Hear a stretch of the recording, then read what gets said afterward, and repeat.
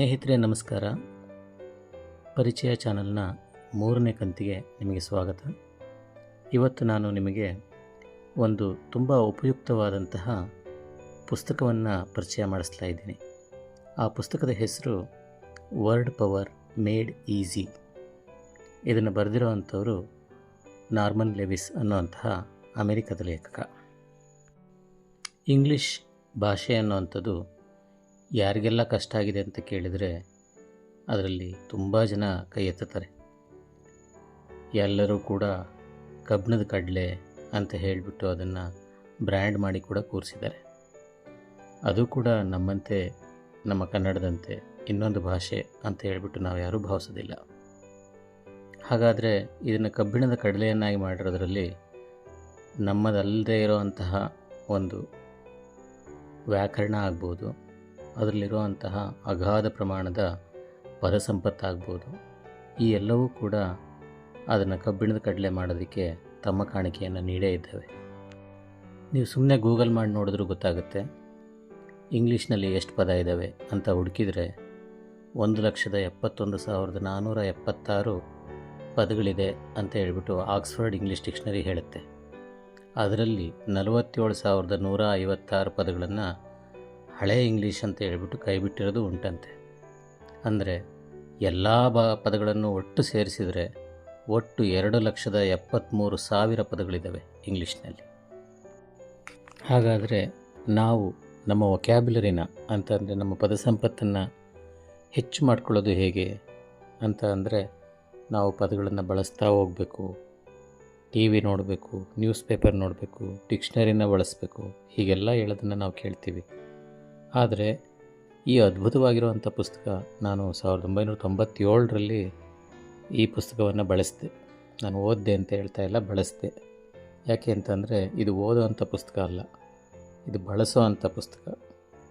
ಇದರಲ್ಲಿ ನಿಮಗೆ ಎಷ್ಟು ಅದ್ಭುತವಾದ ವಿಧಾನಗಳನ್ನು ಬಳಸಿ ನಮ್ಮ ಪದ ಸಂಪತ್ತನ್ನು ಹೇಗೆ ಜಾಸ್ತಿ ಮಾಡ್ಕೋಬೇಕು ಇಂಗ್ಲೀಷ್ನಲ್ಲಿ ಅನ್ನೋದನ್ನು ಹೇಳ್ಕೊಡ್ತಾ ಹೋಗ್ತಾರೆ.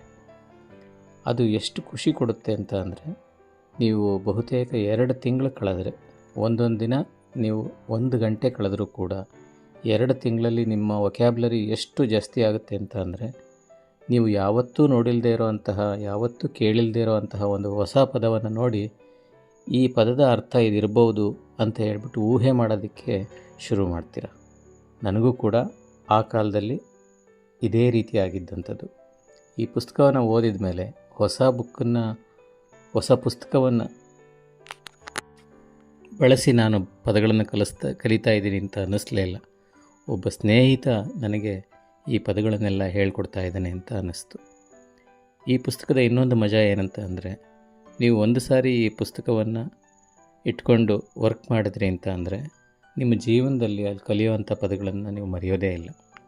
ಪುಸ್ತಕದ ಮುಖಪುಟದಲ್ಲೇ 4 ಪ್ರಶ್ನೆ ಕೇಳ್ತಾರೆ. ಏನಪ್ಪ ಅವು ಅಂತ ಅಂದರೆ, ನೀವು ಯಾವಾಗಲೂ ಕೂಡ ಸರಿಯಾದ ಇಂಗ್ಲೀಷನ್ನೇ ಬಳಸ್ತೀರಾ, ಸರಿಯಾದ ಪದಗಳನ್ನೇ ಬಳಸ್ತೀರಾ, ಸರಿಯಾಗಿ ಪ್ರನೌನ್ಸ್ ಮಾಡ್ತೀರಾ, ಸರಿಯಾದ ಸ್ಪೆಲ್ಲಿಂಗನ್ನು ಬಳಸ್ತೀರಾ, ನಿಮಗೆ ಹೇಗೆ ಪದಗಳನ್ನು ಬಳಸೋದ್ರಲ್ಲಿ ಮಾಡುವಂಥ ತಪ್ಪುಗಳನ್ನು ಅವಾಯ್ಡ್ ಮಾಡ್ಕೋಬೇಕು ಅಂತ ಗೊತ್ತಾ, ನೀವು ಯಾವಾಗಲೂ ಕೂಡ ವ್ಯಾಕರಣಬದ್ಧವಾಗಿ ಇಂಗ್ಲೀಷ್ ಮಾತಾಡ್ತೀರಾ ಅಂತ 4-5 ಪ್ರಶ್ನೆ ಕೇಳ್ತಾರೆ. ಈ 4-5 ಪ್ರಶ್ನೆಗಳಲ್ಲಿ ಯಾವುದಾದ್ರೂ ಒಂದು ಪ್ರಶ್ನೆಗೆ ನಿಮ್ಮ ಉತ್ತರ ಇಲ್ಲ ಅಂತ ಆಗಿದ್ದರೆ ಅದಕ್ಕೆ ಉತ್ತರ ಈ ಪುಸ್ತಕ ನಿಮಗೆ ಅಂತ ಹೇಳ್ತಾರೆ. ಅಂದರೆ ನೀವು ಈ ಪುಸ್ತಕವನ್ನು ಬಳಸಿ ಈ ಎಲ್ಲವನ್ನೂ ಕೂಡ ತಡೆಗಟ್ಟಬಹುದು. ಈ ತಪ್ಪುಗಳನ್ನೆಲ್ಲ ತಡೆಗಟ್ಟಬಹುದು. ಹೊಸ ಪದಗಳನ್ನು ನೀವು ಸರಿಯಾಗಿ ಬಳಸ್ತೀರಾ ಮತ್ತು ಸರಿಯಾದ ಪದವನ್ನು ಸರಿಯಾದ ಸಂದರ್ಭದಲ್ಲಿ ಬಳಸ್ತೀರಾ. ಇಷ್ಟೆಲ್ಲ ಹೋಪ್ಸನ್ನು ನಿಮಗೆ ಪುಸ್ತಕದ ಕವರ್ ಪೇಜ್ನಲ್ಲೇ ಕೊಡ್ತಾರೆ. ಅದು ಯಾವುದೂ ಕೂಡ ಸುಳ್ಳಲ್ಲ. ಏಕೆ ಅಂತಂದರೆ ನಾನು ಕಲ್ತಿರುವಂತಹ ಹಲವಾರು ಕ್ಲಿಷ್ಟಕರವಾದ ಪದಗಳು ಇಲ್ಲಿಂದನೇ ಕಲ್ತಿದ್ದು. ನಾನು ಈ ಪುಸ್ತಕದಿಂದನೇ ಕಲ್ತಿದ್ದು. ಅದನ್ನು ಹೇಗೆ ಹೇಳ್ಕೊಡ್ತಾರೆ ಅಂತ ಅಂದರೆ ಎಟಿಮಾಲಜಿಯ ಮೂಲಕ. ಎಟಿಮಾಲಜಿ ಅಂತ ಅಂದರೆ ಪದಮೂಲಶಾಸ್ತ್ರ ಅಂತ. ಅಂದರೆ ಯಾವುದೇ ಒಂದು ಪದ ಸುಮ್ಮನೆ ದುತ್ ಅಂತ ಹೇಳ್ಬಿಟ್ಟು ಬಂದು ನಮ್ಮ ಮುಂದೆ ನಿಂತ್ಕೊಳ್ಳೋದಿಲ್ಲ. ಆ ಪದ ಸೃಷ್ಟಿ ಆಗಬೇಕು ಅಂತ ಅಂದರೆ ಅದರ ಮೂಲ ಎಲ್ಲಿದೆ, ಏನಕ್ಕೆ ಹೀಗಿದೆ ಈ ಪದ, ಈ ಥರದ್ದನ್ನೆಲ್ಲದನ್ನು ಕೂಡ ಹೇಳ್ತಾ ಹೋಗ್ತಾ ನಮಗೆ ಅರ್ಥ ಆಗುತ್ತೆ. ಯಾವುದೇ ಉದ್ದಾಗಿರೋ ಪದ ಸುಮ್ಮನೆ ಇಡೀ ಪದ ಒಟ್ಟಿಗೆ ಬಂದಿರೋದಿಲ್ಲ, ಅದರಲ್ಲಿ ಹಲವಾರು ಭಾಗಗಳಿರ್ತವೆ. ಆ ಪ್ರತಿ ಭಾಗದಲ್ಲಿ ಕೂಡ ಒಂದೊಂದು ಅರ್ಥ ಇರುತ್ತೆ. ಅವೆಲ್ಲವನ್ನು ಸೇರಿಸಿ ಒಂದು ಪದವನ್ನು ಮಾಡ್ತಾರೆ ಅಂತ. ಒಂದು ಉದಾಹರಣೆಯನ್ನು ನಾನು ನಿಮಗೆ ಹೇಳ್ತೀನಿ ನೋಡಿ. ಡಿಸೀಸ್ ಅನ್ನೋವಂಥ ಪದವನ್ನು ನೋಡಿ. DISEASE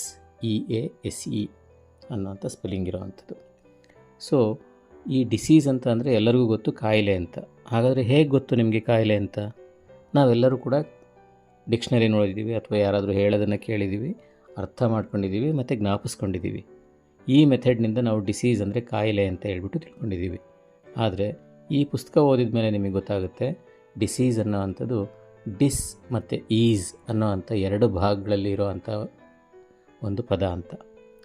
ಈಸ್ ಅಂತ ಅಂದರೆ ಆರಾಮ ಅಂತ, ಡಿಸ್ ಅಂತ ಅಂದರೆ ವಿರುದ್ಧಾರ್ಥಕವಾಗಿ ಉಪಯೋಗಿಸ್ತಾ ಇರುವಂಥ ಒಂದು ಪ್ರಿಫಿಕ್ಸ್. ಸೊ ಆರಾಮ ಇಲ್ಲದೆ ಇರೋದು ಅನ್ನೋದೇ ಡಿಸೀಸ್.